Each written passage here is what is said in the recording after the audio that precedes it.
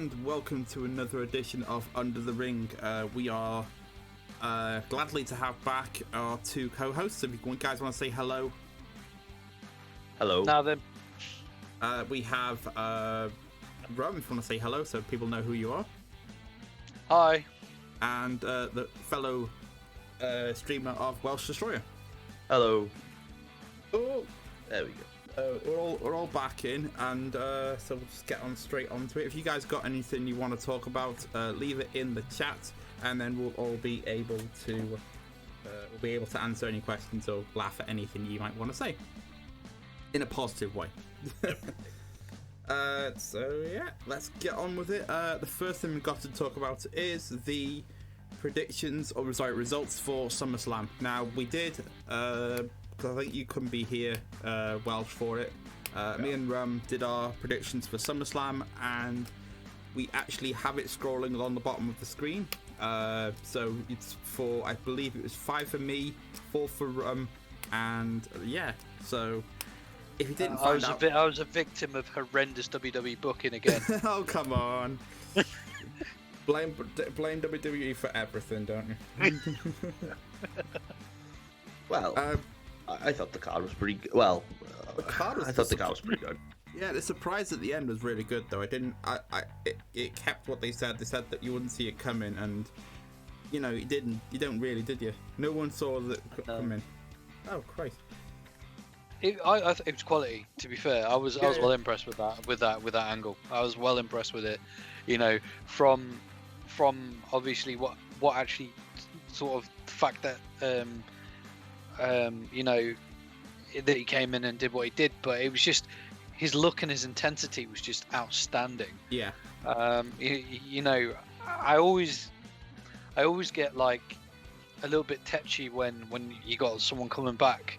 You know, because you don't really know how it's going to play, and especially with a lot of the writing, the booking as it's been so inconsistent over the last couple of months. You know, you get a treat of someone with notoriety coming back in. You just get a little bit worried that, you know, they're gonna screw it up. But it was really, really well done. Yeah, I mean, like I just saw, like I said, just saw the end of it, and I was like, oh, okay, yeah, Bray wins, or the Fiend won. I was really happy with that, and then bang, I was like, oh Christ. I like the whole t-shirt thing. It was like, oh, okay, it was a good way to introduce Roman right back into the fold. You know, I agree, his intensity, his look. He obviously posted a few pictures out on Instagram, on Twitter, saying like, you know, he's been in shape, he hasn't been slacking off or anything like that.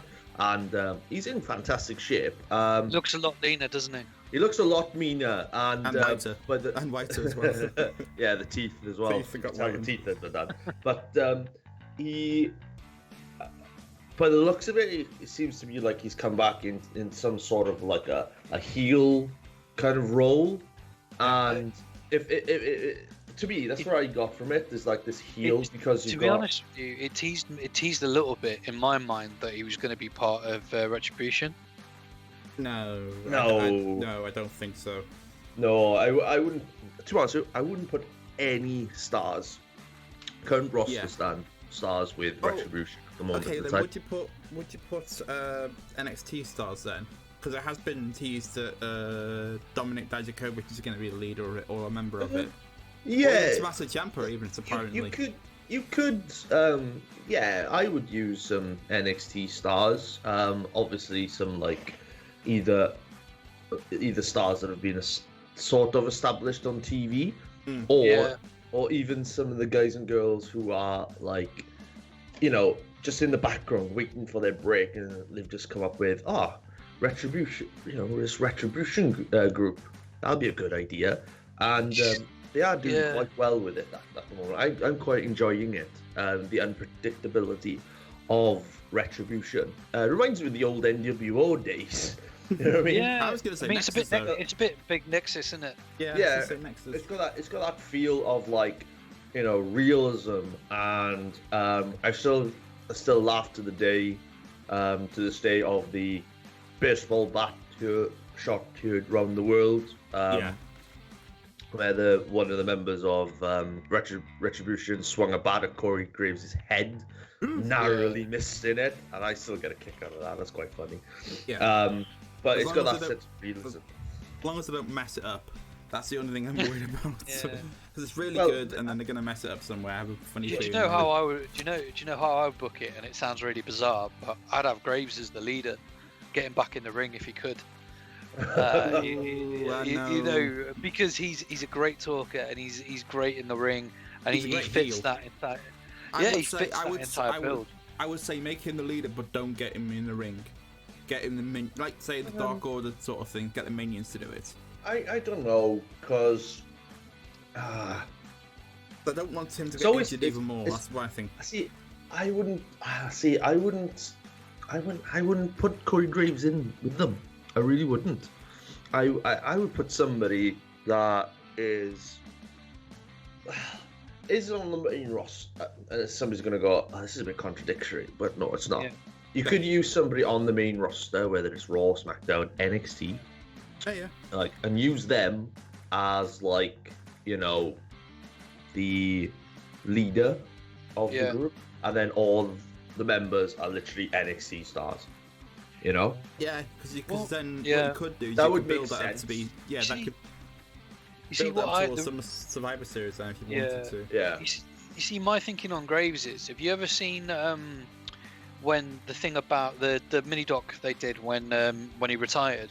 Yeah. And when it showed like all those outtakes of him doing promos and promos and promos and promos. Yeah. And then almost the promo when he had to retire. When he almost did it like it wasn't really for the camera, it was really for himself. Yeah. And I was thinking that. But then on the flip side, I also think Nigel McGuinness in that kind of way as well, because very, very, very sort of parallel things. It's like when McGuinness talks about on his documentary when Daniel Bryan won the world title and everything happened, and they both went through Ring of Honor together, and how happy he was, but how upset he was at the same time, because it could have been him because they were in that situation. You got an excellent opportunity with Retribution to actually feed on real life situations and also exploit the fact that all that content is available on the WWE network. Apart from the problem is stuff. Apart from the Ring of Honor stuff. But the problem is with this Retribution group, wrestling fans' attention span is very, very low. WWE fans, sorry. Hold on. WWE fans tend to be on the real level. It's like, no, but what I mean is, like, attention span for fans, mostly general fans, like not just WWE, not just AEW, just general fans, their, attention span is very low. So that's why storylines wise these days only last for like a couple of months. Whether back in the 80s and 90s and somewhat early 2000s, you'd have these storylines for a year. I mean, like people always, people always moan saying, "Oh, there's not enough content and stuff like that." To me, there's too much content. There's too much content. But to me, the last best year-long storyline that I ever watched was probably JBL's WWE run, WWE Championship run. To me, because he went through so many matches, it was just one continuous storyline, but with multiple players like Eddie Guerrero, Booker T, John Cena, Taker, Kurt Angle at one point, and The Big Show. Six people in a matter of 10 months. I would say as well, I would put into that list, there's a more recent one in New Japan of Kenny Omega and Ibushi. Ibushi's a good one, because that's been going on for I recently was watching that video from Super Eye Patch Wolf, and he does the whole Golden Lovers arch thing, and it's been going on for 10 years, and I was like, holy crow, that's the kind of story that you can just invest years into it.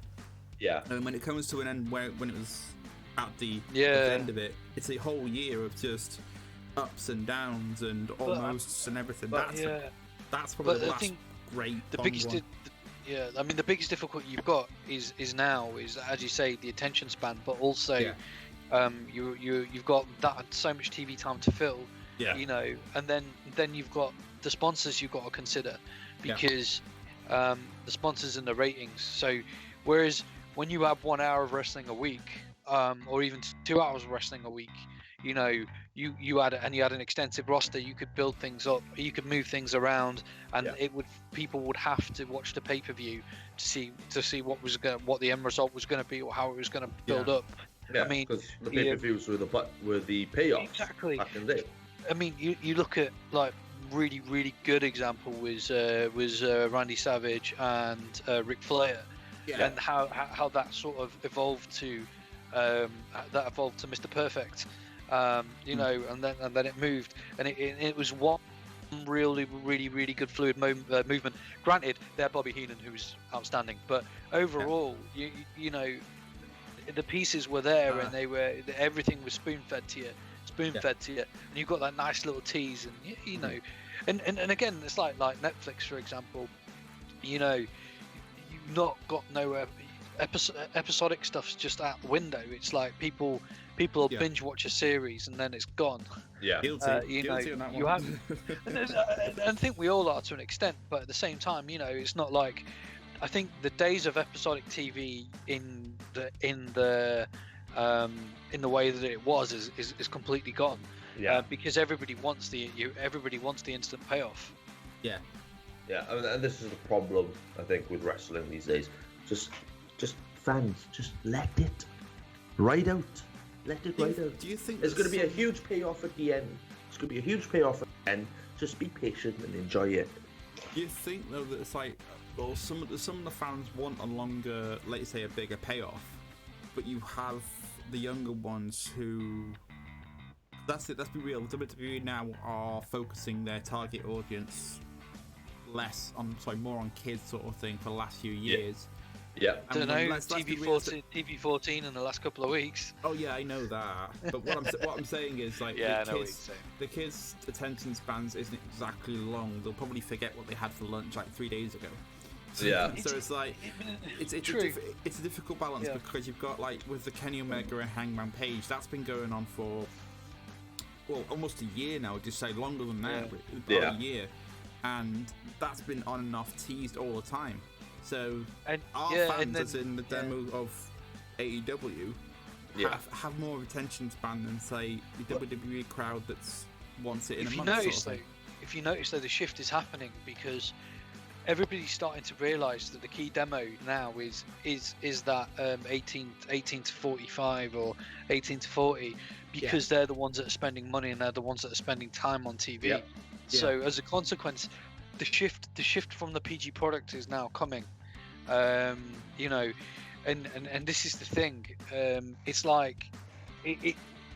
Whereas the original thought is PG is more marketable because you've got a larger audience. It's all changing. I think we're about to hit a sort of a second era of more edgy wrestling products. What we don't want people to get at is that the TV's. This is not a new age attitude era. No, you can't call it an attitude era because it's an evolution of it. It's the next step up sort of thing. It's what I said. This is what I said like a couple of weeks ago. Wrestling goes through like these weird evolutions. So you've got like, you know, you've got the golden age of wrestling. Then you had the cartoony, gimmicky style of wrestling. Then you had the attitude era. Then you had the aggression era, and then you went to the the G area. Ruthless aggression. You got to do it properly, man. Sorry. Ruthless aggression. The ruthless aggression era. Then you went straight to the PG era. That's been on for a couple of years. The reality era, whatever the hell it's called. You know, and now you're going back to the TV40. Basically, the AEW. Injection into into pro wrestling these days has given like other companies that kick up the arse to be like, you know, we're aiming for this demographic. You guys have been doing this demographic for years now, and it seems to be dipping. we're doing this, and now everybody's gone, oh yeah, that's actually a good idea. Why didn't we think of that? Yeah. And you're like, because you've been doing it for years. You got stuck with one era. So, yeah, it's good to see like the TV 14 era coming back again, because then it won't insult people's intelligence during wrestling. Because with the PG era and the reality era, you kind of insult people's intelligence by the silly storylines that you get. And Bobby Lashley. Hey, enter in Bobby Lashley. Oh, guys, let's be honest. If it's anything to do with marriage and wrestling, people are going to take advantage of it. There will be a wedding sort of storyline. No, every couple of years. It's funny because like I always joke when I've got family that watch the soap opera stuff, you know, the Emmerdales and the Coronation Street and all that sort of really tedious stuff. Yeah. I always ask them, say, okay, who's married, who's having an affair, and who just died? And it's like, yeah, it's like then they have a go at me for watching wrestling. And it's like, well, at least it's like no one's died yet. That's what Vince really wants. No one's got married and no one's having an affair. Then it's like, that's what Vince. But then when they wants to me, he wants, I want drama. It's real like drama. But then can you remember when Bossman and Big Show had that thing, and it was Big Show's dad in a coffin and he was dragging it. That was brutal. That was absolutely brutal. Yeah. Can't get away with that. No, we wouldn't be able to. Couldn't get away with it. But there's also the we wouldn't be able to get away with the Chuck and what was it, Chuck and Billy thing. We wouldn't be able to do that now. God Lord. Oh my God. I think you could do that. You could get that. You could do that now. If anything, I think that would be like almost championed to an extent. Yeah, but as long as they don't like pull the rug under their eyes and say, no, we weren't, like they actually did last time. And I was like, yeah, okay, maybe you can get away with it, but it's we'll carry on from what we were doing before. We'll go to the next topic, which is payback predictions. Now I have the card here in front of me, so better be good. I'll go through the list now, and I'll probably go from main event down sort of thing, because that's the way it's looking on the article. So we've got the Universal Championship match of The Fiend versus Braun Strowman versus Roman Reigns. Now that's interesting. Have you guys watched SmackDown this week? Yeah. No. Oh right. No, carry on. It's fine. I saw like a clip of Roman Reigns earlier, and I was like, what? Yeah, he's with Paul Heyman now. Paul Heyman. Is he actually with Paul Heyman? Yeah, he's working with Paul Heyman, yeah. Really? Because he never signed the contract at the end of the night. Oh, he never did? No, he never signed the contract. He says, I'm not signing this, and then that's when they panned across to Paul Heyman. No, I thought he did sign it and said, because I believe that. I thought he did actually sign it. Oh, I'll have to rewatch it. I don't think he did. I think he did. Well, all I can say is... It's a no-hold bars anyway match, so it favours any of them, really. I've got to say... This will get down and called up on later, I'm going to say Roman. Okay. Because with Paul Heyman on his side, instantly screams out, Roman's the heel of this match. Yeah. Which ultimately makes Braun Strowman the babyface, and... Actually, no, apparently Bray's the babyface and Braun's the heel on this one.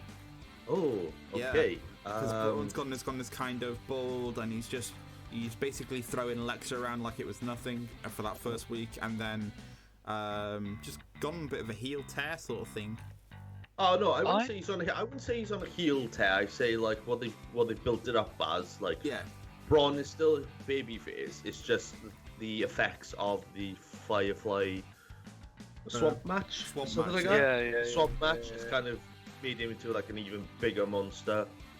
Bray Wyatt is still a heel in my eyes, but Bray's taken the Undertaker role in my view. I think he's kind of beyond it.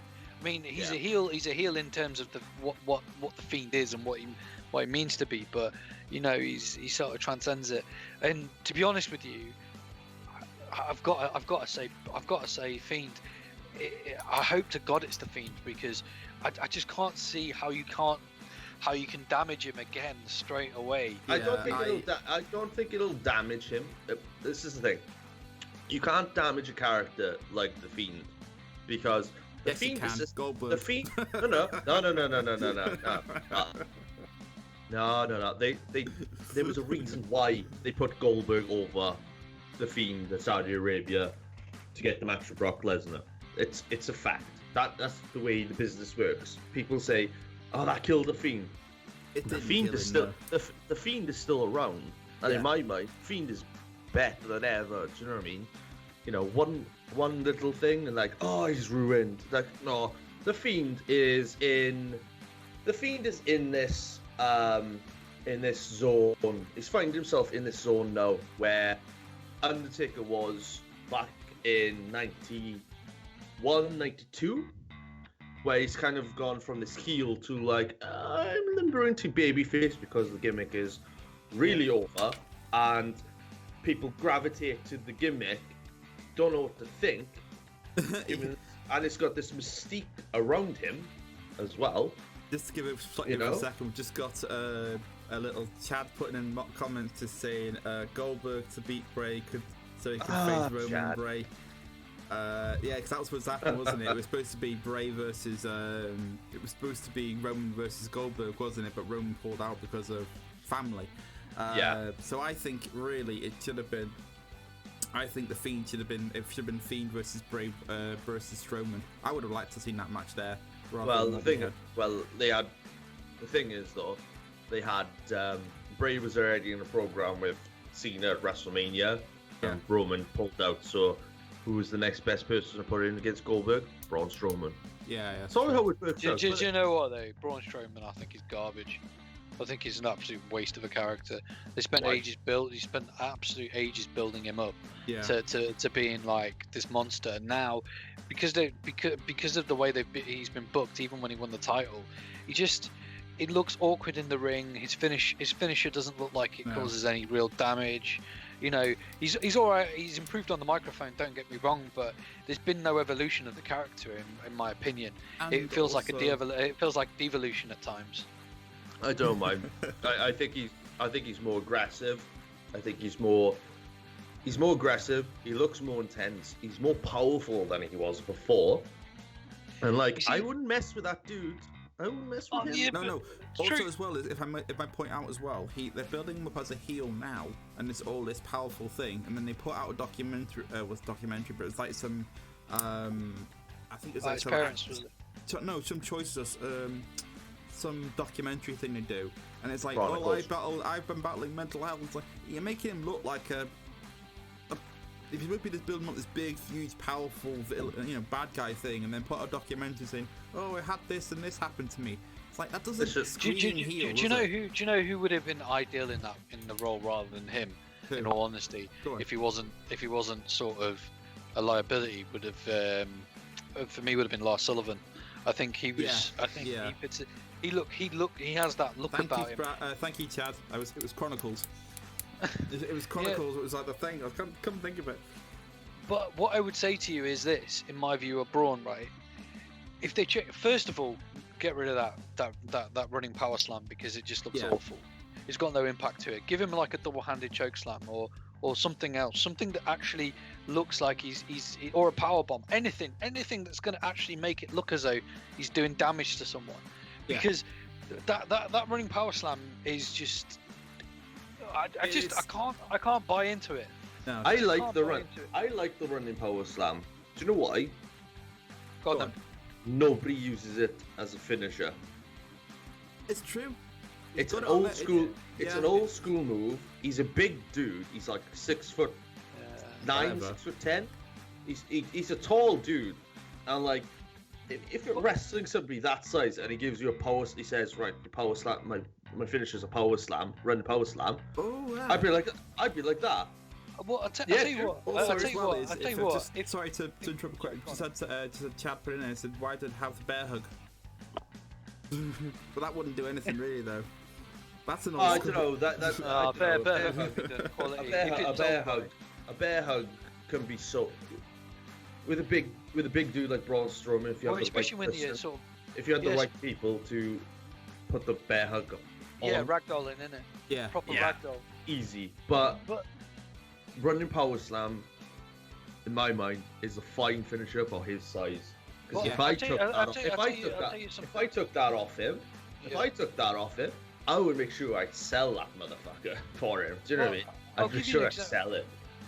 I'll give you an example, right? The guy who was training us up at Lincoln at Fight Factory Wrestling, Dutch, right? Yeah. Dutch Low. Yeah, Dutch, yeah. Yeah. He uses a running power slam as his finisher.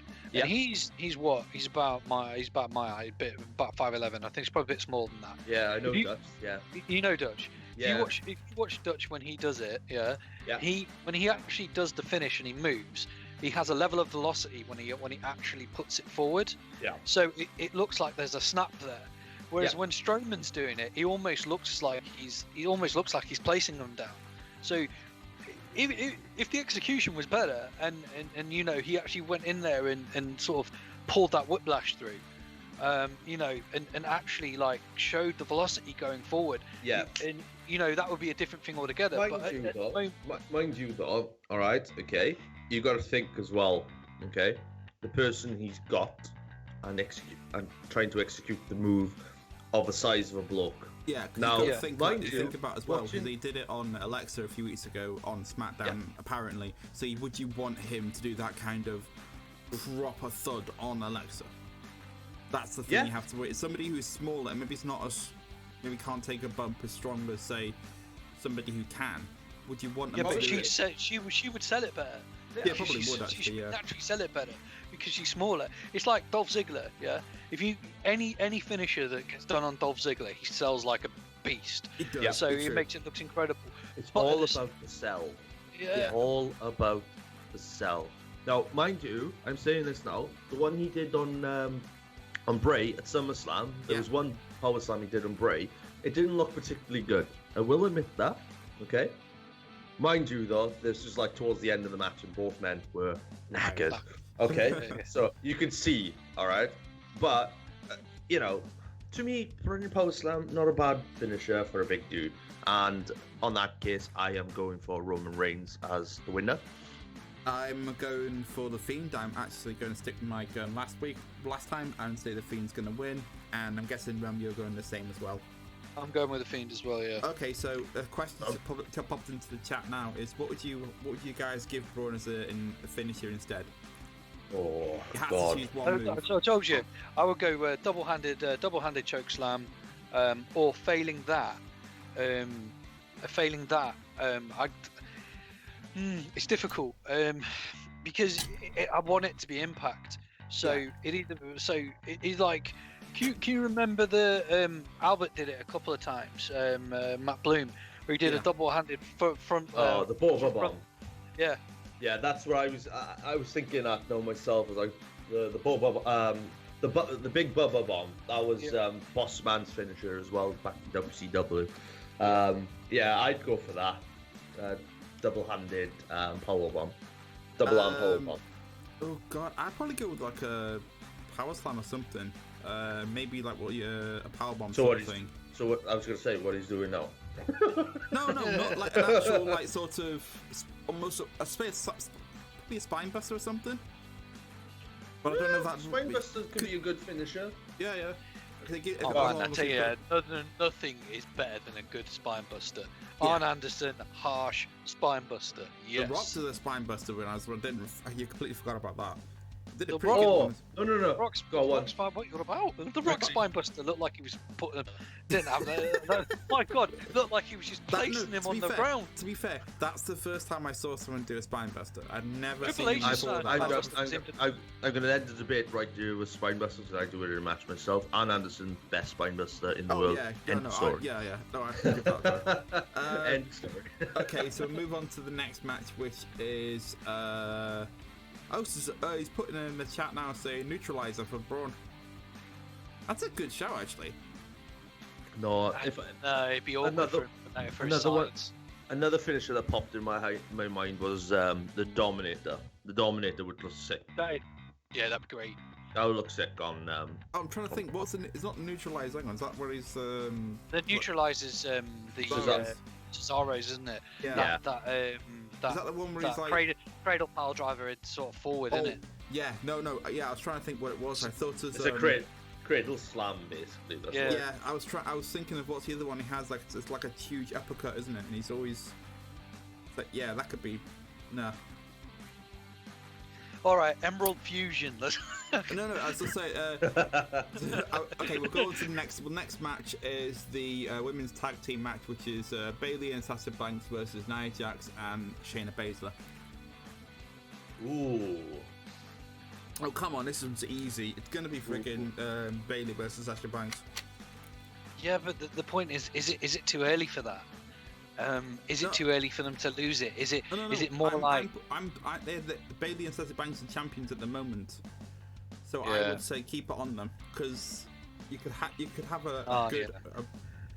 I go against my better judgment, and I would say, oh, it's hard.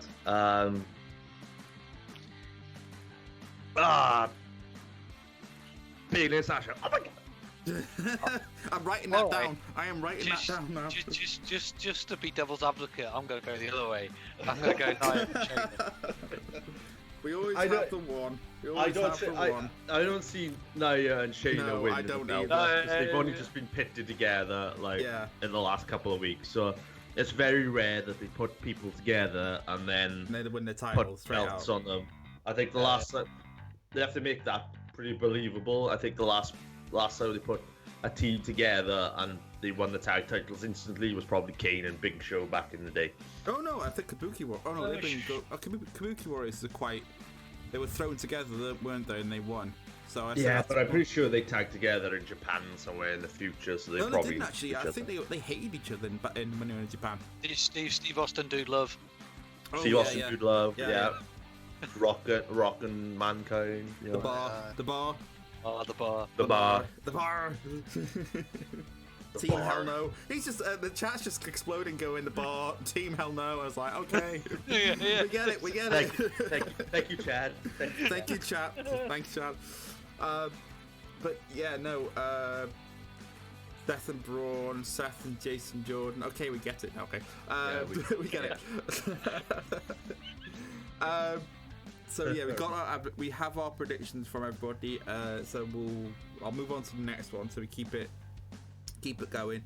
The United States Championship match, which is Apollo Crews versus Bobby Lashley. Ooh. I want to see Bobby Lashley win it, but I think it'll be Crews. Okay. You know what? I'm going to play devil advocate. I'm going to go Bobby to win that one, actually. To be honest, though, it'd be good because Bobby carrying that title with his intensity at the moment, he's perfect. I don't think it benefits Bobby Lashley to lose at this point after. Apollo's got it. Yeah, sorry. Yeah, it doesn't benefit Bobby. I would say. Bobby to win. I'm going to say. I'm going to go with Apollo because I think the WWE will book it that way. I don't want it to be because I think at this point, if it was me booking, I'll be having Lashley there all day long because it's a good way to keep him it's a good way to keep his intensity and his sort of his monster sort of persona going without having to push him back into the main event straight away. It keeps him hot, but. I'm gonna do that. I'm gonna throw a spanner in the works, and I'm gonna say non-finish. Oh. What Mark Henry comes in. No, yeah. Might jump in. I think non-finish because Bobby Lashley is awesome. I think he's overdue a championship. Yeah. Apollo Crews is doing well as a US champion. Yeah. And the new belt looks great on him. But I gotta say it's gonna be it's non-finish. Okay. Belt goes back to Apollo to retain them basically. Yeah, non-finish. Non-finish. Okay. Are you calling it DQ then? Are you, or are you just? I call it DQ. There's got to be a DQ somewhere because what is it? They've started the storylines through after SummerSlam, and then you've got Payback, and then you probably got Survivor Payback's Series. this one now. We've got I think another Payback one in 2 weeks. and then something else. Clash of next Champions, I month, think, then. is the next one. Clash of Champions, and then you got Survivor Series in November. So I'd say they probably hold it off till September, till some Survivor Series. Yeah. So non-finished. Okay, and the next one is Randy Orton versus Keith Lee. Orton. Really? You're going Orton on this one? Okay. Yeah, I'm going Orton. You did Orton last time and you lost. Just to give away. So that's the one that knocked you out. No, I'm going Keith Lee. Orton looked like he sold it really well on his offensive, so I'm going Keith Lee to win. Makes him look strong. Make him look strong on this one because he's a new person. Are we going for a DQ finish again? No, the McIntyre factor. Do you know what? Yes, DQ. Drew McIntyre cost Keith Lee the champion. Cost It's just Keith a match. Lee the It's match. not yeah. You know. So we're all going all over the place in this one. Yeah. And also Chad's putting in Lee as well for this one. So nine times out of 10 at a pay-per-view, somebody's gonna have a no DQ, like a DQ finish. So I feel confident to choose from. So yeah, we've got 2 matches so far. So I'm gonna get one at least. So you know. So Okay, let's just call Payback no contest. Part of the next pay-per-view. Okay, we've got Ray and Dominic versus Seth and Buddy. Tag team match. Ray and Dominic. Oof. Okay, I'm going the opposite, and I'll go Seth and Murphy. I'm going Seth and Murphy. Dominic turns on Ray. Ooh, interesting. No, they won't do that. They won't do that now. No, they won't do that. But it would be great television, but then I would just go 15 years in the past, and I'm like, no, we're not doing that again. What was your prediction there, Welsh? I didn't get Ray and Dominic. Ray and Dominic. You Yeah, sure you don't call it a DQ? No, Dominic gets a pin, 1, 2, 3. I don't know now. Ray signed a contract. Yeah, they might squash him. No, they won't squash Ray. Yeah, I put my predictions. I'm thinking going Seth and Murphy on this one. So it's not going to be. I don't think it's going to be anything special. It'll probably be over in about 5 minutes or something. Maybe 10 if I'm being really fair. It's not going to be anything.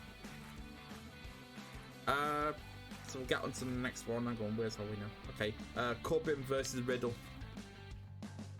Riddle. Yeah, I'm going with that one as well. I think there's been too much Shorty G, too much chasing for Riddle not to win. Yeah.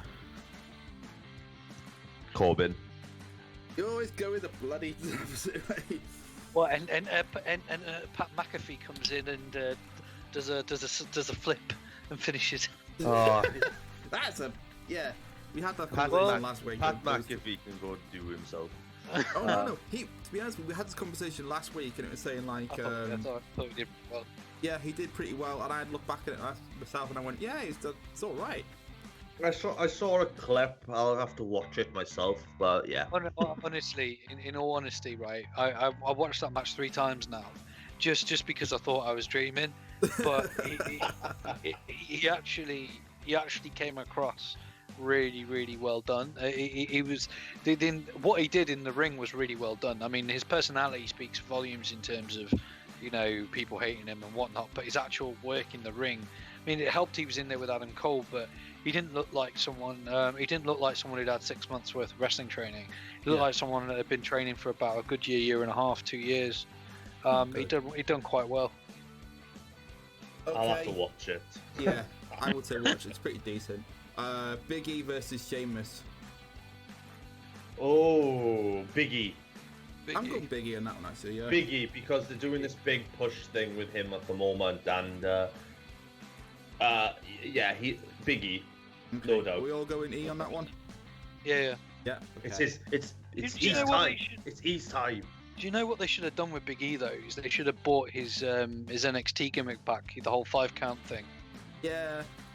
You know, I think if they give him like a substantial singles run, which I think they are doing, that might just drop it in. Not Well, I drop don't it in. know. Xavier Woods Maybe he comes goes. back, go turns heel.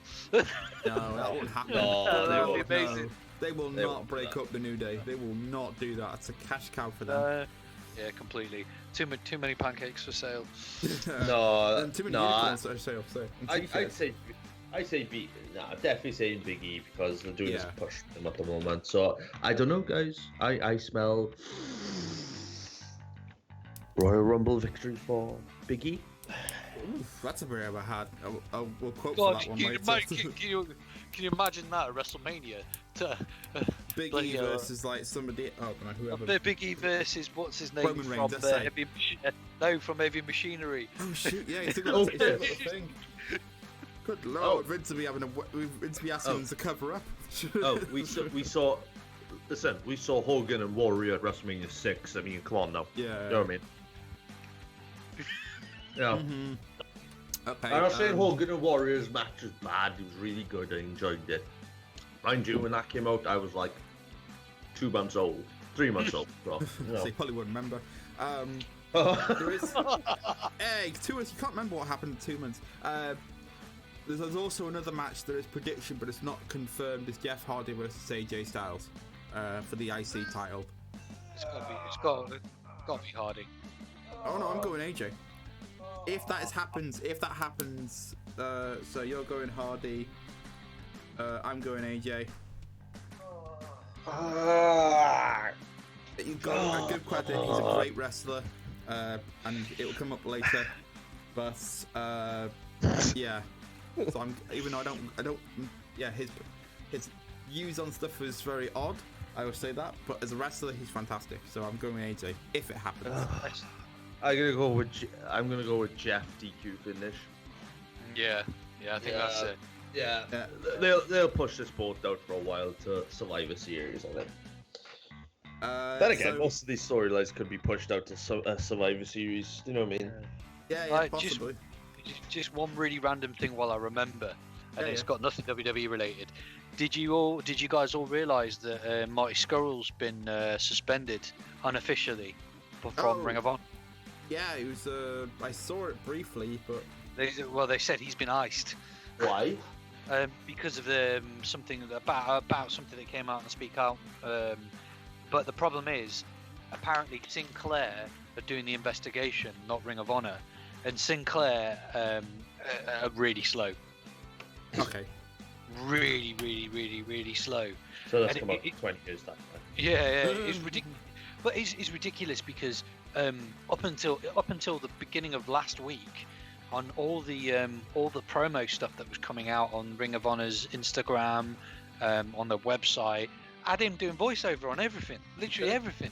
He was doing the voiceover for the. They did like a recap thing or a top 10 list. He was doing that. Yeah, it's just mental. Sorry, That's I alright. digress. We can move on to the next predictions, which is All Out, which is happening on the 5th of September, so next wait. Friday. It's probably going to be the first pay-per-view I've properly bought in years. Yeah, I'm not gonna. I don't know. I watch Payback because I'm actually not working the next day, so I can actually watch Payback. But All Out, I'll have to see what happens. But I will try and watch it. I'll go from bottom to top because that's easier. We've got the Dark Order versus Matt Cardona and Scorpion Sky and the Natural Nightmares. Dark Order. Yeah. I've gotta get Natural the order. Nightmares. Well, that's basically it's Dustin Rhodes, who is a lovely fellow, and QT Marshall. I think. Yeah, QT Marshall. Yeah.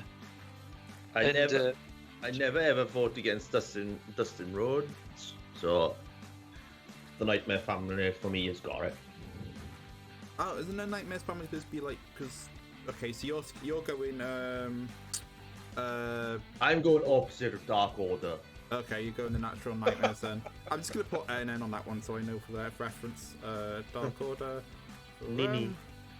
And you know what? I'm gonna go Dark Order 2.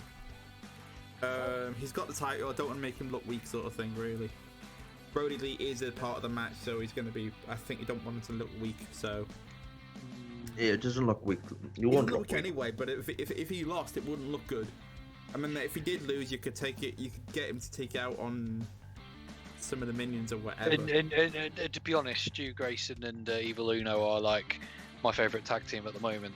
Okay. I bloody love Stu Grayson. I think he's amazing. Damn it. Okay. We have the 21-man casino battle royale where the winner gets the championship match. So far we have Darby Allin, Lance Archer, Brian Cage, Ricky Starks, Pentagon Jr., Ray Phoenix, The Butcher and the Blade, and Eddie Kingston. Oh god, I hate that's all that's been announced so far. There are more people to come, obviously. Lance Archer. They've been hyping. They've been pushing the hype train. Yeah. And for me, I don't think it's right at this point for Cage to get back in there. I mean, you could go Darby Allin, but I think Darby Allin's had a bit too. He's had too many chances. What I imagine is going to happen is Darby Allin and the other lad who's with Taz. What's his name? Ricky Starks. Ricky Starks. He'll be in there. And I imagine Ricky Starks. Ricky Starks will have a thing with him. I imagine almost when Hogan went out of the Royal Rumble in '92, Sid Hogan a little bit. Imagine something along those lines. I'm actually going to go off from the deep end on this one. I think Eddie Kingston. And let me explain why. Because he started to build this little faction with Pentagon Jr., Ray Phoenix, Butch and the Blade, hasn't it? It was on last week's episode. He was like trying to hype him up. So yeah, but the thing is, let me get my point. I think he's going to work with them. They're going to have one giant sort of unit to destroy everybody, and then he's going to turn on them. Can I ask? Get to knock them out one by one. Can I ask? Go for it. Isn't Ray Phoenix and Pentagon Jr. already in the stable or a faction? They're a tag team with Pac. Yeah, but I think with what's happened, Pac has kind of gone down on the. Obviously they can't do anything because Pac's not there. Yeah. So what they've done is probably just teamed him up with the Butcher and the Blade temporarily, and Eddie Kingston. And then just to go when they go back, then they could do like a breakup later on when it's safe for Pac to come back. Maybe I just don't see it happening yet. I think it's too early in the storyline of Eddie Kingston for him to go out and win yet. But then, what the problem I have at the moment, I think with AEW on a whole is whoever wins that is only going to be fodder for a while. Yeah. I think they're still building to a big challenger now. This takes me to the main event in this. I'll get back to second that. Is what I was saying. Like with Eddie Kingston, you could have that person just be cabin fodder for next month. He could go on it for like a month and just say, "I want my title at the next pay-per-view, which I believe will be Revolution or something in January." So you can just keep hammering, or what if they've got like a special or something? Full Gear will be the just next. Keep giving Carter fodder. Sorry, Full Gear will be the next pay-per-view. Oh, is it Full Gear? Is it? Full Gear, yeah. Okay, so they could probably just make him. You could probably just get him to type up and say, "I want a match at Full Gear against John Moxley." Then he loses. I don't think it's in line with the way AEW books. I can't see it because they tend to want to build people. I think the only. But then again, saying that, what they did with Cage and what they did with Archer. Yeah. But I think they're still learning their booking style as well, because if you look at the way that they've been building Archer on Dark again, and then how he came in this week and destroyed Sean Maluda, on Dynamite, and the promo that they cut and the way everything was building up, it almost felt like we've had one setback and we've got to push on again, and. If you want a credible challenger, I mean, if Moxley wins, and he keeps the belt, I would have to say Archer. If it goes the other way, if it goes with MJF, then again, if it goes with MJF, it doesn't matter because MJF is going to continue with a Moxley feud for a while. Yeah. So what they might then do is a future opportunity, and then whoever wins it, they might just hold him for a bit and just build it and build it and build it. Scorpio Sky would have been ideal in there, but obviously he's already had a shot against Jericho. So it's hard. It's hard to know who you want to put your money on, because at the same time you don't really know what the general idea of the booking is. If they want to go with it, if they want to go with a face chasing a heel, or vice versa. Yeah. Because in my opinion, there's more money in a face chasing a heel, a really good heel. So it's almost like, Okay. So who do I put you down on the list for? Out of your curiosity, if I had to put your gun to your head and say choose, who would you go for? Go an Archer. Archer. Okay. You're the one. It's so hard. It's hard. It's a really hard. It's so hard because I feel like who would win the Battle Royal? Battle Royals are so hard to predict because you think somebody might win it, and then it turns out somebody else will. Yeah. You know. Oh God. I'm gonna have to say Lance Archer as well, because Lance Archer, to me, I think he's at the moment, apart from like Brody Lee. Yeah. He is the only other heel that I can see that they're building up really well as a single competitor. Okay. And a genuine threat to either the TNT title or the World Champion or the AEW Heavyweight Championship.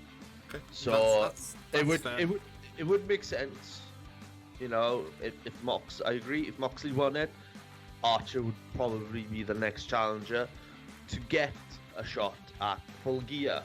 But I'll go for Lance Archer would be a safe bet. Okay. I don't think the winner's going to get the shot at Full Gear. I think they'll keep that simmering. I think you're going to see you'll see it in two or three pay-per-views time before they start building. You're probably thinking a double or nothing then, if they are going to do that way. Yeah, I mean, I think what you're going to see is an extended program with MJF and Moxley. Yeah. Irregardless of the result. Okay, so the next one is the women's world title, which is Hikaru Shida versus Thunder Rosa. Oh. Now, I can't saw wait your for that. I'm really looking forward to it. Oh. I will give a credit, because I saw one of your tweets earlier about the Thunder Rosa doing 100 push-ups thing a while back, and I remember joking. She was was she not Mariposa in Lucha Underground? Yes, she was. Yeah, very very talented. So who put your money on? I don't. You see, this is a tricky thing because I haven't seen much of either, so I can't really give an opinion on either. Right, I'm gonna say Thunder because I'm gonna say Thunder Rose because the option is from what I saw, it was she did a promo where she did the whole she had the NWA belt on her, and that looked a lot more threatening than say Ishida's one, because I haven't seen Ishida did a promo yet, and it doesn't. The difficulty you've got, right, is it's an interpromotional thing. Yeah. Billy Corgan's desperate at the moment because of the situation that's going on with NWA. So for it to actually continue on, and for them to, if you like, to make use of the situation, I can see a sort of a 2 out of 3 falls thing situation whereby you're going to see maybe a false finish at this point, then move on to one or the other winning. But I think it's either going to be Thunder Rosa, or I think it's going to be a can't believe I'm saying this, but a no contest. So what I put you down for then? You're gonna put your no contest, or are we going Thunder? So I said I'm gonna put my money down on Mouth is, and I'm going to go Thunder Rosa. So I've got no contest. No contest. Okay. I put that. God. Right. Do you want to talk about difficulty situations with a Battle Royal? Yeah. This is the worst. No. part. this is like the complete opposite. This is like 10 times worse because I haven't seen any of Dynamite this past week, alright? But you've got I look at it both ways, okay? Yeah. One, Hikaru Shida is amazing. She's carrying the women's division on her shoulders right now. She's doing really well at it, and she's a worthy women's champion in AEW. On the other hand, Thunder Rosa, NWA Women's Champion, the most prestigious women's championship of all time. It is almost as old as the NWA Championship. Okay? It is, yeah. Thunder Rosa is also not just a wrestler, she is a professional MMA fighter as well. Didn't know that. Okay? She's had a few MMA fights during her time while she's been in the NWA. Okay? And it's hard because you can't put one over the other and then the other over another. Do you know what I mean? Yeah. It's two women's championships. Do you know One's on the line. One's on the line. Yeah. So I could, you could probably do Shida going over this one, and then they could do. There's an opportunity here to do a major program with Thunder Rosa here. Yeah. So I'm gonna say, based on storyline, and I'll tell you why. I'm gonna go with Hikaru Shida. Okay. For All Out. Then carry on the story till Full Gear. Put them both together again. Put the NWA Championship on the line. Thunder Rosa to go over in that. And then at another pay-per-view, probably Double or Nothing. Next year, and make it both titles on the line. And make it both championships on the line. The rubber match has to be for both NWA and AEW championships. Not unify them or any way. Both titles separately on the line. Winner walks out. Do you know what? I could actually see that, and the reason why I say this is Billy Corgan was actually on, and they did a little promo package where he was sort of talking about what Thunder Rosa is, what Shida is, and then also the fact that he said there was an opportunity to do a program with two recognized champions. Yep. And also there was an inkling of him bringing in the NWA World Champion at some point. I mean, at the moment, I think it's he's scheduled to Aldis is scheduled to defend against Mike Bennett. Yeah. But it feels at the moment like Billy Corgan's doing everything he can to make it survive. Yeah. Because of obviously power going down the toilet and everything that's gone on with Dave Lagana, and then now COVID. You know, it's a massive investment that's gone the wrong way because of what's happened through no fault of his own. No. I mean, like, that's what he's trying to do, isn't he? He's trying to literally just keep it because he's put loads of money into it, so he's trying to do everything he can. I think for the next 10 years, he's got the license to hold both to hold the titles. Yeah. So that it's like when TNA had the NWA World Championship. They held the license for about 5 years. Yeah. And to me, that was so much better than them having the Impact World Title or the TNA World Title. Or Global Force. You know what I mean? It brought credibility to the championship. It's like when Angle actually had the NWA World Championship, and I think that meant more to him than it did winning the TNA. Yeah. The NWA Championship, by and large, is the oldest, most prestigious championship. The championship has been around since 1905. It is at least 130 years old. It's a privilege and an honor not only to wrestle for the NWA Championship, but to be the one of very few people to hold the NWA World Heavyweight Championship. That's an honor. Didn't Hammerlock have NWA UK at one point? There was an NWA UK, NWA Ireland. Yeah, I think it was at some point before Finn Balor went to Japan or something. I remember seeing that. There were like knockoff, like NWA. Okay, to UK give content, just to give a reference, the first NWA champion was Oliver Brown on July the 14th, 1948. Oh. Yeah. It was. Oh, is that when Rap Gods began? Is it? Yeah, I think it might be. This Yeah, they the said belt- that in July 2014, the NWA is founded, and Brown was the recognised first official heavyweight champion. His length was about 501 days. Yeah, Wow. see, that's a lie. Because like they messed up with their own history there. This is from Wikipedia, so Don't trust Wikipedia. Well, yeah, it's a give a rough estimate. So The first NWA champion was 1905. Even WCW recognized it as 1905.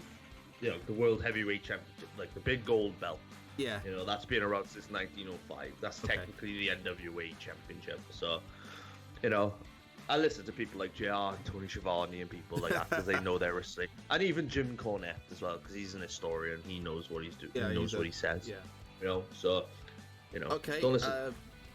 I will go to the next match before we get on with it. The next match is Kenny Omega and Adam Page versus FTR.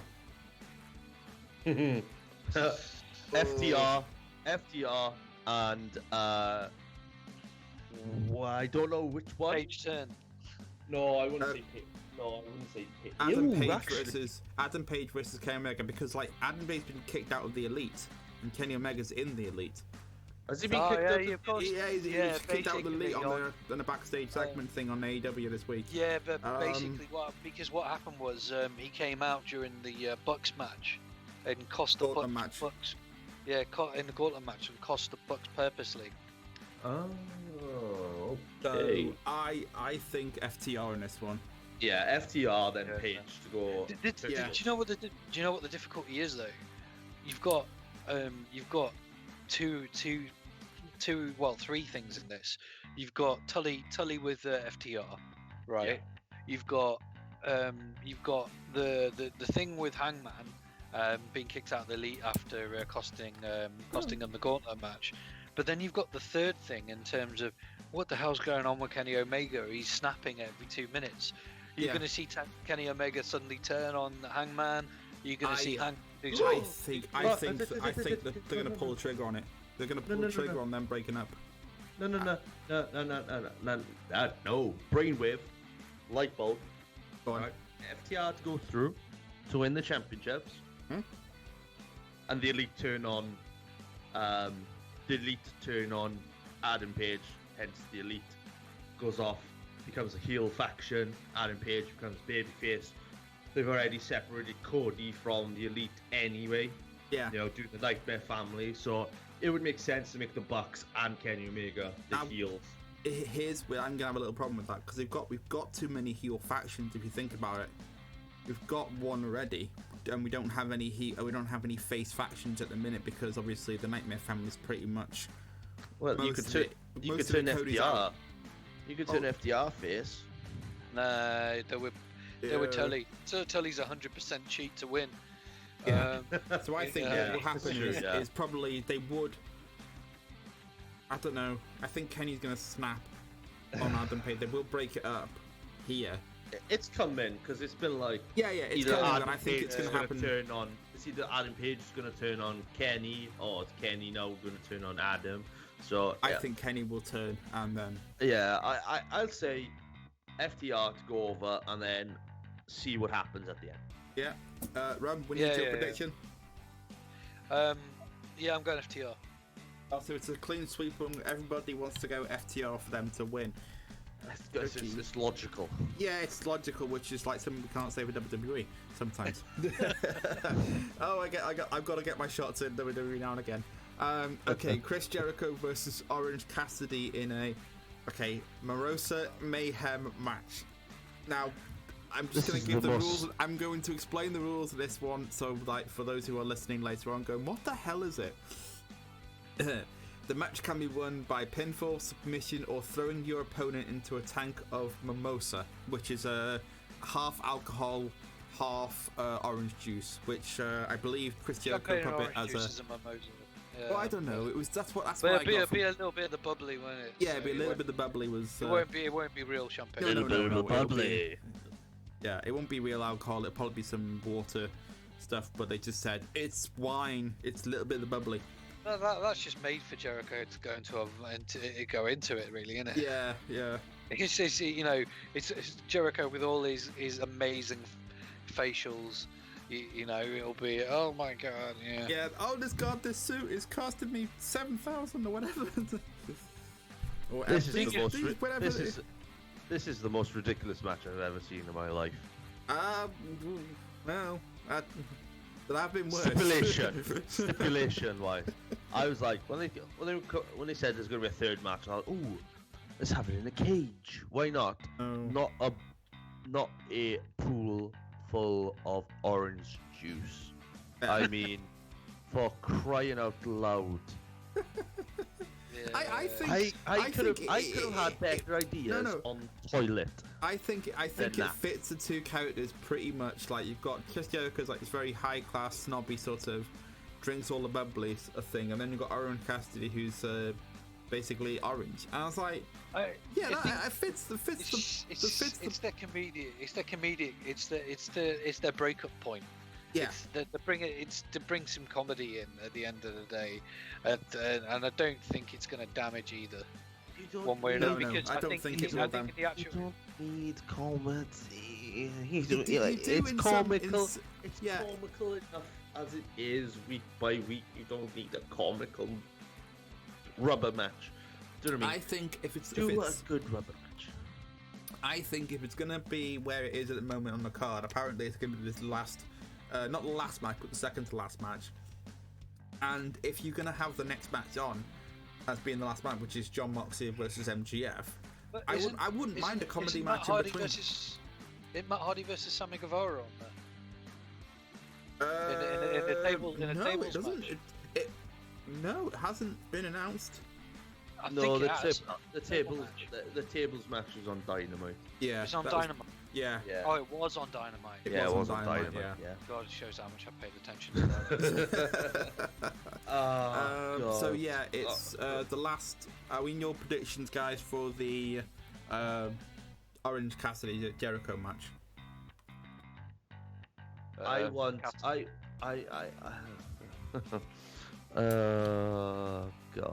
a little bit of bubbly. He's going Chris Jericho. I'm gonna go for Chris Jericho just because I don't want to see Chris Jericho thrown into a pit full of orange juice, because I think that'll be a horrible way to end the match. Just pick them up or submit them, and then later on after the match, Cassidy can chuck him in, and later on. I do have a funny story. Well, I'm just going to quick tyrant for a sec, or a little bit of a funny story. I remember last year I went to this convention in Leicester, and this was just after the whole little bit bubbly thing started. And there's a guy, I don't know who it was, but there's a guy walking around with a bottle of champagne at that last night of the whole thing. And if anybody shouted a little bit of bubbly, they'd get a free drink with him. I was like, oh, we were just literally every time I saw him, I go, a little bit of bubbly, and I got a free glass of champagne. I was like, I'll take it. So, wow. Was it 80p from the? It was actually from the bar. It was actually from the bar itself, from where the event was. So it was natural. So basically, it was a student union champagne. So it was an £8 bottle of champagne that they probably charged them £50 for. No. It was, I don't know where but it was a whole bottle of champagne from the student union, because that's where the event was. Was it DMU? I don't know what it was, but I was already pissed. I was already drunk before I got there. So was it at DMU? Was it at DeMont? Yeah, DeMont. Yeah. Okay. Alright. So, I think I'll just walk around Swansea and then just go like, a little bit of the bubbly and see if I get free bubbly. Do you know what I mean? I don't know. I thought you were going to say a little bit of COVID. Yeah. Well, this was last year. This was like before the whole thing hit. So yeah. Because this weekend, I think was it? Yeah, but this weekend. It's funny. People don't realise that a little bit of the bubbly was actually in Dumb and Dumber. So I didn't even know that. So there we go. Yeah, I didn't know that till my mate told me, and I was like, "Is it?" And I watched Dumb and Dumber. It's like, "Oh, isn't it?" Is that in the? Is that when the? When was that? Which part of the film was it? Was it when they were in the hot tub with the flashback scene? I think either that or where they come into the bar in their suits. Yeah. And I think I think it's Jim Carrey's character who goes to the barman and just goes, "A little bit of bubbly, please, Mark." Oh yeah. And then like, grabs it. okay. They pop the cork, don't they, and kill the bird? Yeah. So for every fan who didn't know that, if I spoiled it for you, I'm sorry, but it's fair. Yeah. Okay. The last one is John Moxley versus MJF, and Moxley is banned from using a paradigm shift as his finishing move. Good stipulation. Mm-hmm. I honestly think Moxley because of that stipulation. If there was not that stipulation, I would have got MJF, but I'm going Moxley. Yeah, I probably agree with that. Are you going the same way? Are we all agreement Mox is going to win? I'm going to use wrestling logic and go with MJF. Okay. Because remember, you have the Wardlow Wardlow's there as well. And there is a way. Yeah, there is a way for MJF to win it, but I'm just gonna go with MJF at this moment in time. Just to cause controversy. And also as well is imagine him if he won the title. Imagine how obnoxious he would be now. You think he's obnoxious now? Wait till he wins the title. I think it's genius. Do you know No, what? he is an actual genius. I think there's an excuse, excellent excuse right now to put MJF, to put the belt on MJF because he's genius. You know, everything good about AEW is MJF at the moment. MJF and Brody Lee. Yeah. You know, at the moment. I tell you, interestingly enough, did you see have you seen the Chris Van Vliet interview with Eric Rowan or what his actual name is? I've heard of it. I heard it, but I haven't seen it. I saw that he'd done an interview somewhere on Twitter, but I didn't see it myself. And he was saying that you know, when he was talking about like prospects of linking up with Brody and stuff, and he said the one thing I'll say about Brody at the moment is I've been watching AEW the last couple of weeks, and I've been watching his work, and he said the thing about Brody was he had aspirations to be a world champion, and the WWE didn't want it to work, but he said he's happy. He's really happy, Nick. You can tell in his work and what he's doing how happy he is. And he said out of anybody he's ever worked with, he said Brody Lee is just a different level in terms of his creativity as well as his in-ring ability. Do you want to know why? Why? Because he has that freedom to be creative. Yeah. There's not a lot you find with AEW on a whole. There's one of the big things they do is that they don't over script promos. No, they don't script the promos. Yeah. At all.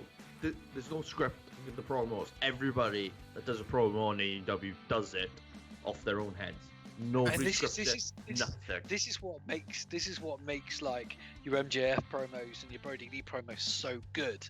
Yeah. Do you know what I mean? It's just you know when you get in that level of quality, and it's just there. And even like if you go back 2 or 3 weeks ago, when Tully Blanchard come back after and gave that promo about what's his name? Who was he with? Sean Spears about his stupid thing that he did with the underwear at the show before. That was one of the best promos I've seen on television, probably in about the last 15 years. Yeah. Just watching Tully sort of tear strips off of him and talk about what wrestling should be and what his legacy was. But remember, Tully Blanchard is from the era where promos came from your head, not written down. So it's very rare to see that in wrestlers these days. Yeah. You know? So like I think in my mind the top 3 heels that I think are the best in the world at the moment, my opinion, probably MJF, Brody Lee and Baron Corbin. Those three Yeah. are, in my opinion, the top 3 heels in the world right now. Why? Because they act and are wannabe heels. They're not trying to be cool. They're not trying to be hip. They're not trying to let fans dictate what they should or should not do, or take notice of the idiot fans that want to cheer the heels and be cool. It's like, oh yeah, I'll cheer the bad guy. Yeah. You know, they go out there, and if they see somebody cheer him or cheer them in the crowd, what do? Climb over the barrier, jump to that person, dump Get the right in their drink face. over that person, Shut them down. shut them down, and then walk out. Yeah. That is what a heel should be. You see, Period. I was gonna put Adam Cole on the list as well, actually, to be honest. We could have them. I was gonna say Adam Cole and Seth Rollins, because Yeah. Top 5. Seth Yeah. Rollins, yeah. Seth you know, Rollins is going down definitely that top route.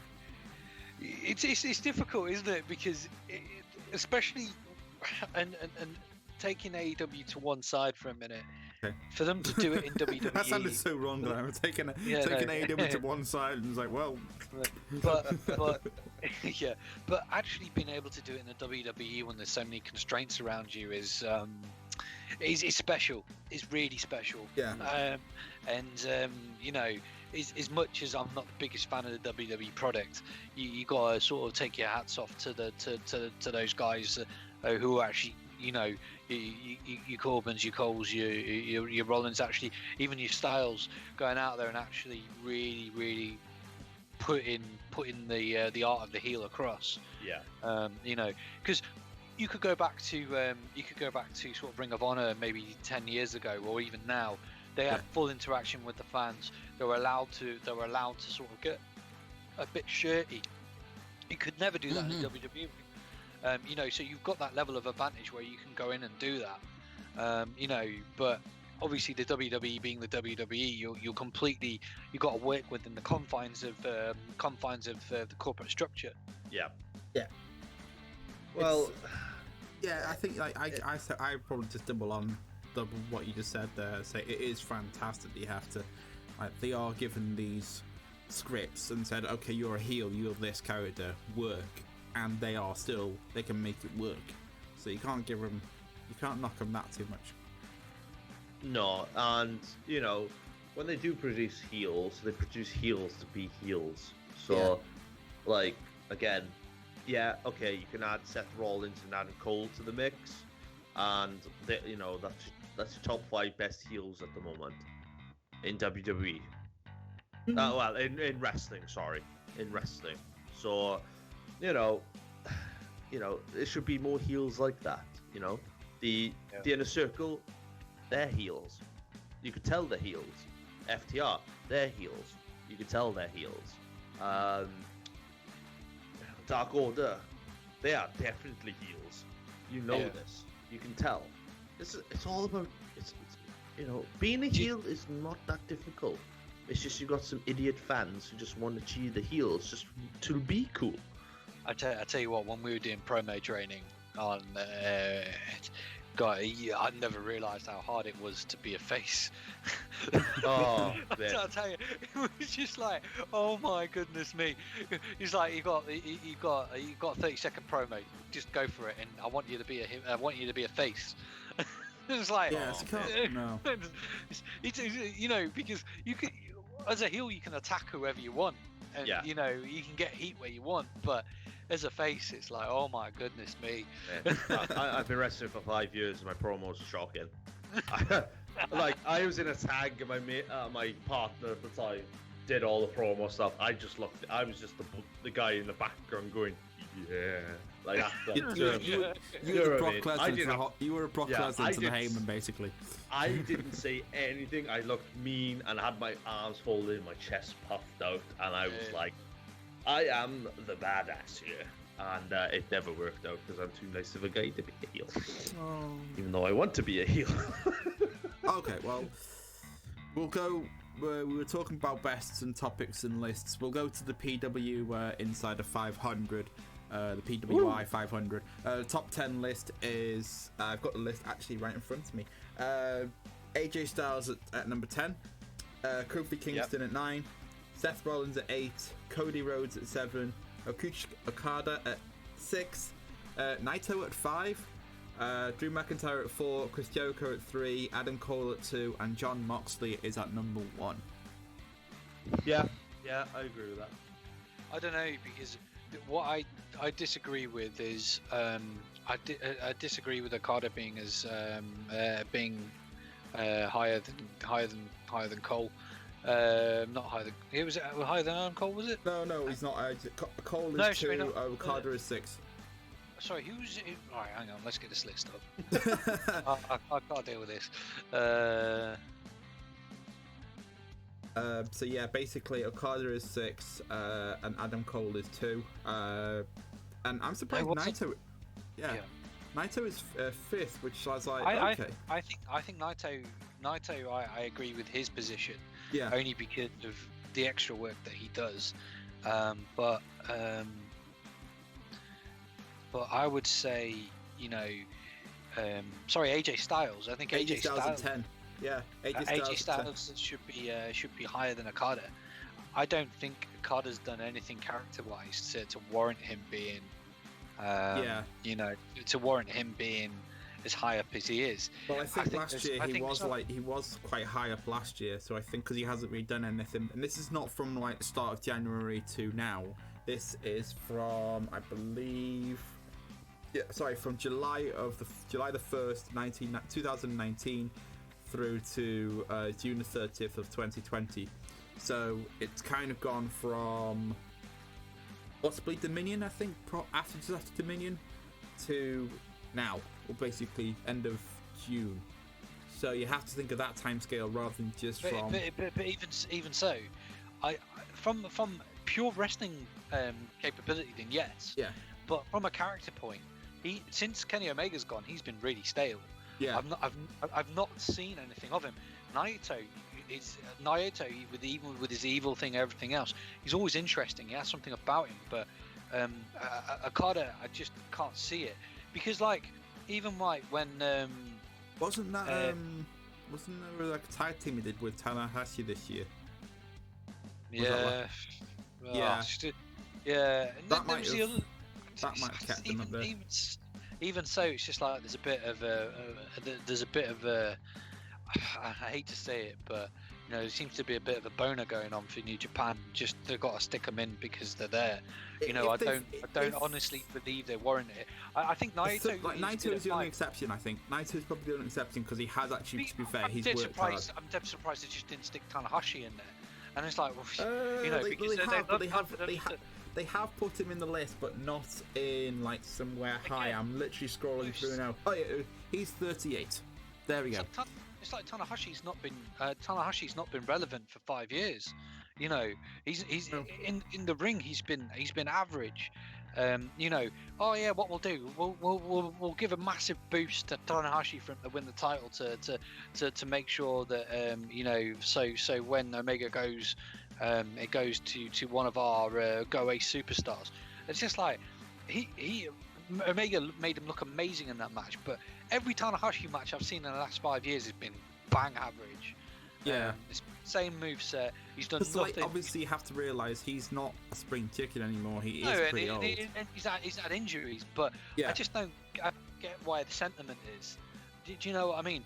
If he was if he was pulling out 3 or 4 star matches every week, at his age, and doing a real job to put the younger guys over, then I would say so. But honestly, I cannot believe anybody would stick him anywhere near us. And then again with Okada is just sentiment's sake. I honestly don't understand why they put Jay White deserves to be in position more so than Okada does. I think I would probably put, if I'm being honest, I would probably put Seth and maybe Cody higher than Okada. Why not MJF? Why isn't MJF? MJF is. This is a good point as well, because he's never won a title. Maxwell Jacob is 22. Hold on. It's garbage. Hold on. He's 22, so. The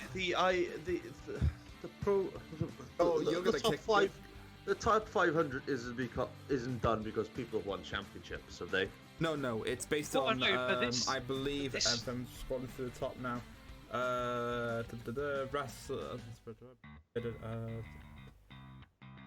okay, I'm trying to But find it on feel- I think it's it feels- basically on the win-loss record, how much they progressed, and their promo skills, I think. Right. Well, This the kind of- this is flawed. This is flawed because one, WWE don't do a ranking system or No. wins or losses record. They Two- don't, what I mean is WWE don't, but I think the PWI actually do. So, which is, to give credit, that's a hell of a job. It's a hell of a job to do that. But it's a tricky job. That's hypocritical. It's stupid though when you look at it. Let's look at it, right? Right. Every single person in there has had a major title in a major organisation in the top 10. That's the only reason. That's the only reason why I can't see MJF in there. What's Which AJ is Styles done this year in terms of titles then? No, but Alright, I'm saying alright, at some if we- point. If we Okay. say about things have happened in the year, Yeah. Okay. This is from MGF, right? This these is are the from people- July of. Sorry, let me just put out. This is from July of last year to end of June this year. So it's Right, not from okay, January to okay. now. It's from July. So here's some wrestlers I'm gonna name out. Okay, Go for it. MJF, Jungle Boy. Hold on, listen. 22. Don't put on the rank on me. Okay. Now listen, right? MJF, Yeah. Jungle Boy, Yeah. Luchasaurus, Yeah. Stu Grayson, Evil Uno, Adam Page, FTR. You've got all these guys, all right? Brody Lee. Brody Yeah, Lee, Brody Lee as well. Brian Pillman Jr. You've got all these wrestlers, right? Why are they in the top 10? There's also, as well as, you have to realise that some of these, like with the ones you just named off there, they're not. Some of them aren't that well known. If you think about it, on the mainstream sales, on the mainstream notoriety, like, yeah, I know who. If I wasn't a wrestler, I would know who Chris Jericho. If I was a casual wrestling fan, I'd know who Chris Jericho is. I know who Drew McIntyre is. I know who Cody Rhodes is because of obviously WWE. Yeah, but I know Chris Jericho and I know Jim Moxley and I know that Adam Cole. So it's like if it's from 2019 to 2020, July the 1st. So you had the later part of 2018, early part of 2019, all of the rest of 2019, and the early part of 2020 to see all these guys and girls like wrestle, and they're not considered. I tell you what. This I've got 2018 on here, right? I've So got if we look at the 2019 top 10 of actually. right, let's have a look at 2000. Hang on, just have a look at 2018. Yeah. And this is what says to me. This is what tells me about PWI and how garbage it is. Braun Strowman is in the top 10. Braun Strowman is in the top 10 This Why is is he in in the top 10? 2018. in 2018. That is. What Why did is he do in 2018? Yeah, what Exactly. did he do? What did he do in 2018? He just turned up, didn't he? Yeah, sure. It's just like the mind Really? boggles. Oh wait, yeah, I know. Really? 2018. 2018. 2018. That was the year. Yeah, I was looking at the wrong the one year. That was the year of the WrestleMania. That was that year's WrestleMania. He won a tag belt with a child, Oh yeah.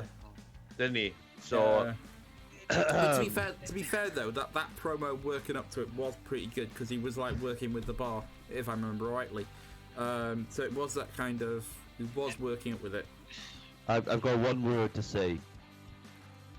Bollocks. I completely agree with you. I mean, Absolute bollocks. And please don't stand so close to the microphone, you are distorting it. So I mean, it's like It sounds like that. I was like, okay, that's sorted. it's just stupid. It is stupid, but It's absolutely stupid. Do you know what? We should do our own top 10. Let's screw this. The problem is that we got to like deconstruct it between three of us, and I don't think we haven't got any long enough time in the day to do everything we want. Okay. So Okay, So we need to set up a time. I'll tell you what, right? Okay. We'll do it the next episode. But if nothing happens, let's not do it next episode, right? Okay, let's do it. Let's try and book it for after Survivor Series. Okay. So it gives us a good amount of time so we can have a look at what's going on. Yeah, I think we'll do. Okay, we'll do it at the start of the year then we'll end it at the start of the year and we'll do our list then. And then when it comes back to January, we can go. Okay. Yeah, because so that's for our New Year's episode for the first year of 2021. Is we'll do a best wrestler of the year, our personal best wrestler of the year. Get a nice little trophy. Get a nice little trophy, and we'll hand it. We'll tweet out £10 trophy. Yeah, well, £10 trophy. We'll tweet it out to whoever it is, and then say, "Look, this is your trophy. You can come pick it up at your own time." Just ring the doorbell, post it. Put it in the good lord! They walk freaking away. hell!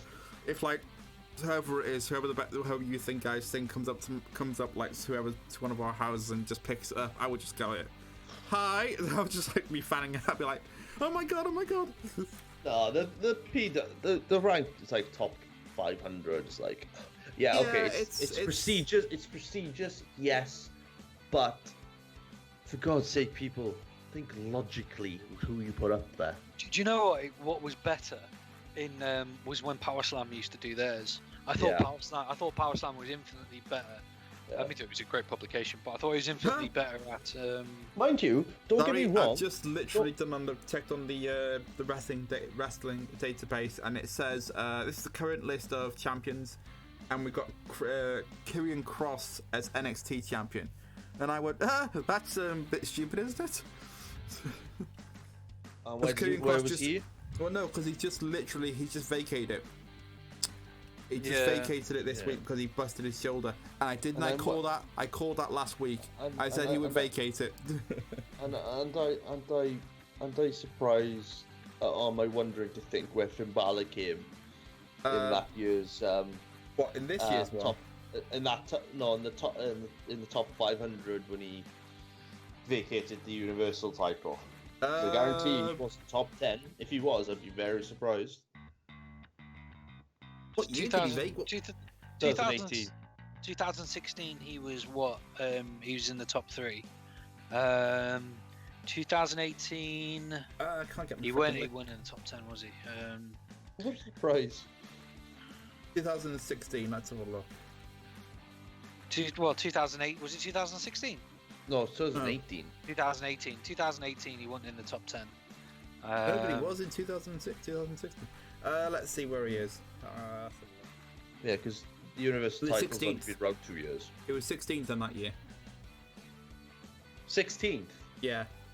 Oh, that's flawed.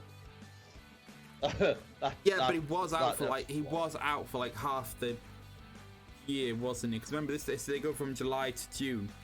So they don't actually go from from July 17 to July 18, he wasn't considered top 10 because he busted his shoulder. Do you know what else is really flawed about this? They have a separate one for women, and they haven't done 2020 yet. They've only done 2019. They haven't even done 2000. Oh, I got 2. Have they only done 1 year for the women's? No, they've done a few years. The most recent one is 2018. 19. Oh, you 19 one. I didn't see that one. Sorry. So I've got two. So they've only done 1. They've only done. No, they've done this year. They've done 2 lists, one for the men and one for the women. But the female one, his last one was this last year, been in 2019. But how many top 100, top 500 ranking systems has it been over the years for the women? 2008. Yeah, 2008. 2008 to 2019. Yeah. I know, but what I'm disappointed at is they've released a 2020 blokes one, but they haven't released 2021 women's one. Because I think they're waiting to see what Sasha and Bailey's doing, probably. Maybe they're working. I think they're working on it. They've just finished this one up, so they'll probably do the next one. Is probably going to be women's one. I just want to slate them. I'll be honest with you. I just want to slate them.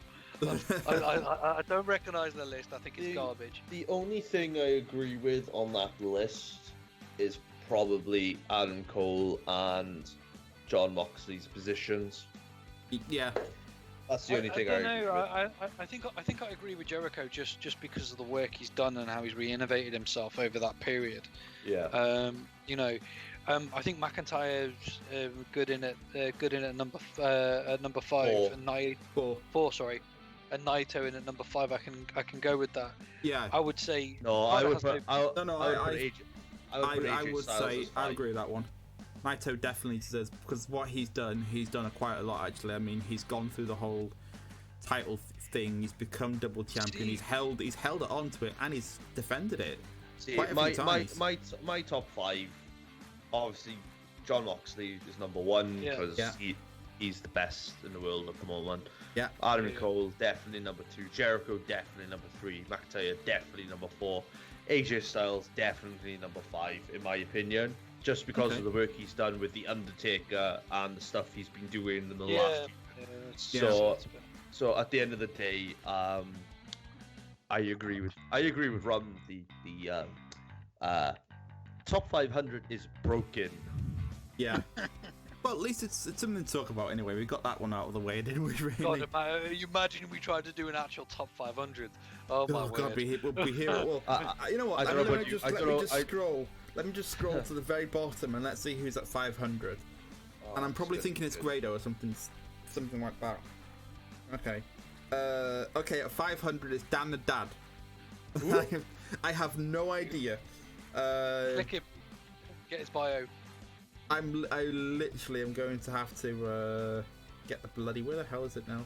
Is he actually called Dan the Dad? Well, I'm looking at Reddit at the moment, so I'll look at the official one for 2020. Dan the Dad. Yeah, Dan the Dad. And he is in. His last match was a defeat and a fatal 4-way in, and I can't find the promotion. Okay, it was the Black Label Pro. We're back. The wrestler's story. I'll find the freaking promotion. But he has been involved. He has been in Evolve, and he has been in AAW, Beyond, Black Label Pro, RIWA, MS, Ring of Honor, and Warrior, and the Warrior one. So, why has nobody ever heard of him then? because he's at 500 and the very, very bottom of the list. You know what the funny thing is? I was Also just hold on. known as Danny Adams and Adam Ryan. I've heard of him as Adam Ryan. Here's the funny thing. I was looking at the wrong one now. Sorry, I was let me look now. No, I was just looking now, and I've got the ridiculous lists. Bolter's at 25. Tasha Blanchard's at 83. Why is Tessa Blanchard at 83? I have no idea. I literally have no idea. Well, really? Probably she wanted 150,000 to give the belt back. Yeah. It's broke, and she should be in like broke. The She top, should. Well, she should be in the top 25 at least for women's wrestling. what if of the female or the male roster? To be honest, in all honesty, with what she's done, she should be number 1. There's no two ways about it at the moment. Yeah. For going in and headlining A pay-per-view. a major male pay-per-view promotion and And going out winning. there. Let's be honest. I'm gonna be the bad guy here, and I don't care. But women should not be winning males heavyweight championship belts for the simple reason. We We had this conversation before. This is not being sexist or anything like that. Okay, if you put a world title on a female wrestler up against men, how are you gonna believe that? To who is gonna put that girl over? I'm sorry, but you know, TNA or Impact might have done it for like nostalgia purpose and stuff like that. But as soon as they done that, they looked at it a few months down the line, going, "Oh crap, we don't know how to get out of here." Basically, also as well is with Thrasher Banter's situation, that particular one is she did it for them. She did it for them anyway. She didn't want to do any promos, didn't want to do any work for whatever reasons, for personal reasons, and they took the belt off her. So they in that particular situation when Tessa Blanchard won the mount is they literally did it for her. They took the belt off her and they gave a fatal 4-way to at Slammiversary, I think it was. She didn't want to travel. To be honest, it was a perfect time for them to hit a reset. Yeah, she didn't want to travel because she lived in Mexico and it was COVID. So and it was close to her wedding, wasn't it? Her wedding actually was only. I saw the pictures the other day actually. She was afraid that she wasn't going to be able to get back for her wedding with Darga. Yeah, absolutely, and well, yeah. So, but then again, at the same time, we don't know nothing. No. It's all hearsay. You've got people in the company that are shooting her down, saying she was demanding this, and this. She was demanding $150,000 to return the belt. She was, she thought she had the NWA World Title from way back when, and all that sort of crap. But when it breaks down to it, is it's benefited both of them in one way or another.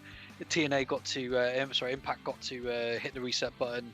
And get a lot of really good exposure with the guys that came in for Slammiversary this year. It worked itself out in the end. Plus they could turn around. And say they got a Blanchard as their world champion anyway. So. Okay, because we're just about to end up really quickly because we are going to have to jump off because I believe that you've got a show to do at 6. Yeah, I do. Yeah. So I'll let you jump off in a bit. But before we do, I just want to get a quick funny story out. Is somebody posted a picture of Omega at SmackDown Thunderdome, which was hilarious.